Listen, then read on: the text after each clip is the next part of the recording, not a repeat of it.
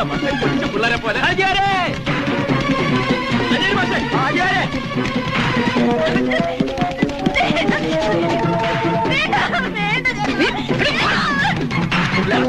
എന്തിനൊരു സമാധാനമുണ്ട് നിന്റെ മാഷെ? എന്താ ഇത്? എന്ത്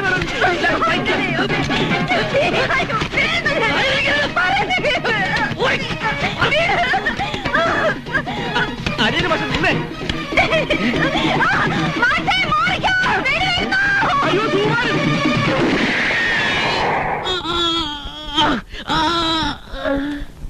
എനിക്ക് കൊണ്ടില്ലേ?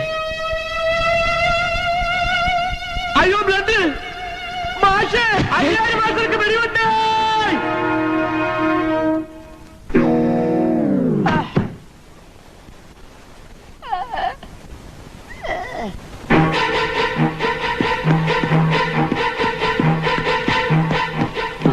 കാതറെ, അലിയാർക്ക് എങ്ങനെയുണ്ട്? ബോധം വീണില്ലല്ലോ? വീണു. അല്ല, സംഭവിച്ചത് എന്താണെന്ന് വല്ലതും പറഞ്ഞോ? അതെങ്ങനാ? ഉണ്ട തൊണ്ടേ തന്നെ ഇരിക്കല്ലേ. വെളിയിലെടുത്ത ആള് തട്ടിപ്പോ, എടുത്തില്ലെങ്കിൽ സംസാരിക്കാൻ പറ്റൂല. അതാണ് അവസ്ഥ. ഭാഗ്യം. അല്ല, ജീവനെങ്കിലും തിരിച്ചു കിട്ടിയല്ലോ എന്ന് പറയായിരുന്നു അല്ലേ? ഹാജർ വന്നോ? ഇല്ല, ഇപ്പൊ ഇങ്ങനെ എത്തുന്ന പറഞ്ഞത്.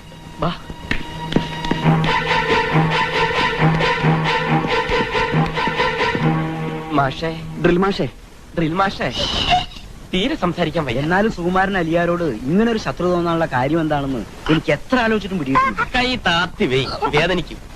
മാഷ്ക്ക് എന്ത് തോന്നുന്നു? ഞാനും അത് ആലോചിക്കുന്നത്. സുകുമാരൻ ഇടയ്ക്ക് പറയുന്നത് കേട്ടിട്ടുണ്ട്.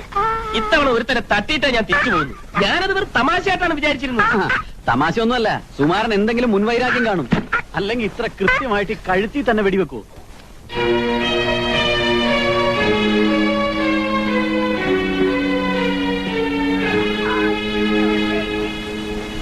സബൂറ, എന്താ എന്നെ ഉണ്ടായത്? വിശദമായി ഒന്നും അറിയില്ല. ഏതായാലും ഭയപ്പെടാനൊന്നുമില്ലെന്നാ ഡോക്ടർ പറഞ്ഞത്. സമാധാനമായിരിക്കല്ലേ. പടച്ചോന്റെ കൃപ കൊണ്ട് ഒരാപത്തും വരില്ല.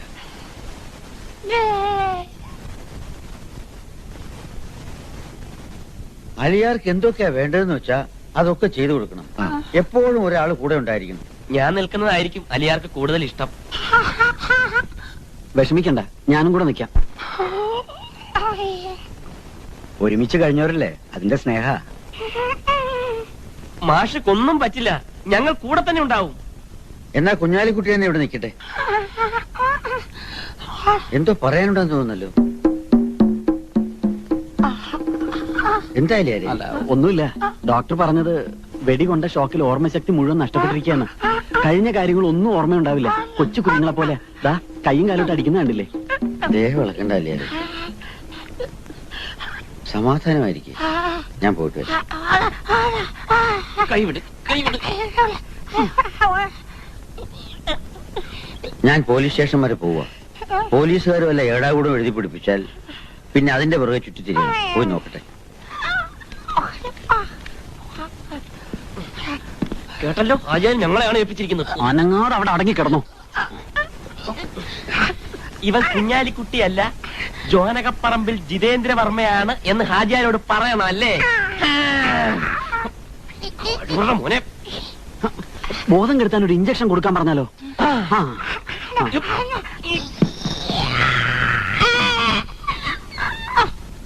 കേട്ടിടത്തോളം ഏത് പാതാളത്തിൽ ഒളിച്ചിരുന്നാലും ആ സുകുമാരൻ അവര് പൊക്കും.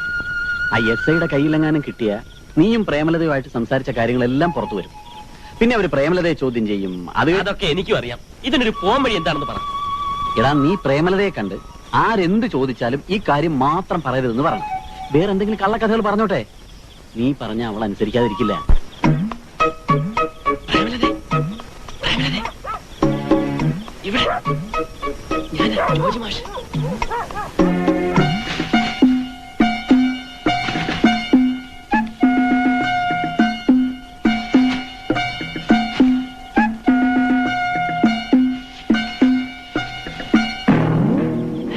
ഇത്രയൊക്കെ സംഭവിച്ചിട്ടും ഈ ബന്ധം ഇപ്പോഴും തുടരുന്നു. ഇവിടെ പ്രേമലതയല്ല, കാമലതയാണ്.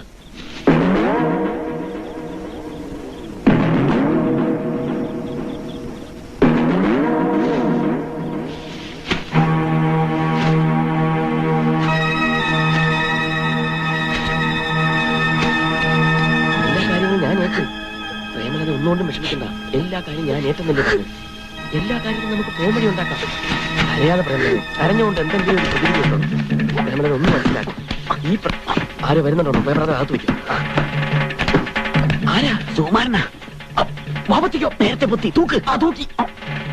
പട്ടാളത്തിന് തീറ്റ നിന്ന് എന്തൊരു വെയിറ്റ്. ഈ പ്രശ്നത്തിൽ ഇടപെടാൻ താനാരാ?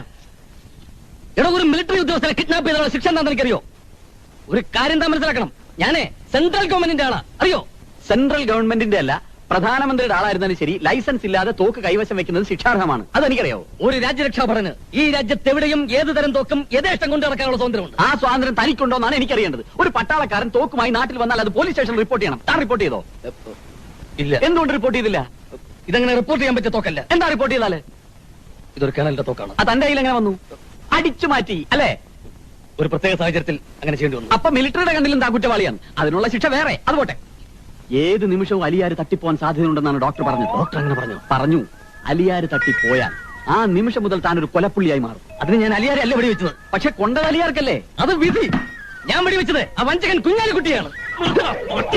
വഞ്ചകൻ വഞ്ചകൻ വഞ്ചകൻ. ഞാൻ എപ്പോഴാണോ തന്നെ വഞ്ചിച്ചത്? ചേച്ചേ, നീ വീണ്ടും വന്നാ ഇന്നേക്ക് രണ്ടുപേരും അറിയണം. എന്റെ കാര്യമായിട്ട് നീ കൊല്ലും ഞാൻ. താൻ ആകെ കൂടെ തെറ്റിദ്ധരിച്ചിരിക്കുകയാണ്.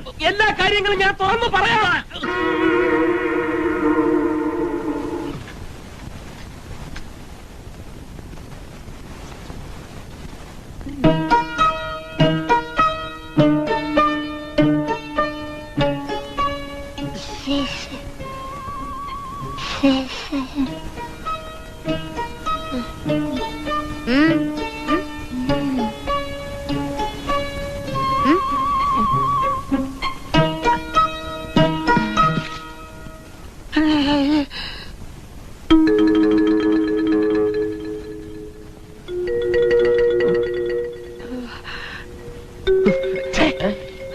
നീ ഇവിടെ പോത്ത് പോലെ ഇരുന്ന് ഉറങ്ങിക്കോ.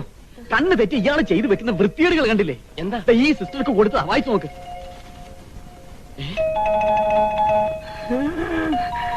എന്താ എഴുതിയിരിക്കണേ? ഞാനത് എങ്ങനെ പറയും? സിസ്റ്റർ ഒരു സിസ്റ്റർ അല്ലേ സിസ്റ്റർ? പക്ഷെ പറയാതിരുന്നാൽ അതിനേക്കാളും പ്രശ്നമാവും. ഇയാള് സിസ്റ്റർക്ക് പ്രേമലേഖനം എഴുതിയിരിക്കുക. ഞാനിത് കംപ്ലൈന്റ് ചെയ്യും. വന്നപ്പോ മുതൽ ഞാൻ ശ്രദ്ധിക്കോ ഇയാളുടെ കണ്ണോണ്ടുള്ള ആംഗ്യം കാട്ടില് ചാക കിടക്കുമ്പോഴോ പ്രേമലേഖനം എഴുതുന്നു. കൂട്ടാക്കണ്ണേ.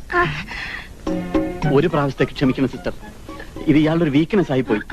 ആ പട്ടാളക്കാരന്റെ ഭാര്യയെ ഊട്ടിയിലേക്ക് ക്ഷണിച്ചുകൊണ്ട് ലെറ്റർ കൊടുത്തതിനാ അയാൾ ഇവന്റെ കഴുത്തിൽ വെടിവെച്ചത്. ആ ഉണ്ട തൊണ്ടയിൽ വെച്ചുകൊണ്ടാണ് ഇയാൾ ഈ തെണ്ടിത്തരം കാണിച്ചിരിക്കുന്നത്. കൂടെ ജോലി ചെയ്യുന്നവനായിപ്പോയില്ലേ സിസ്റ്റർ? ഉപേക്ഷിക്കാൻ പറ്റൂ?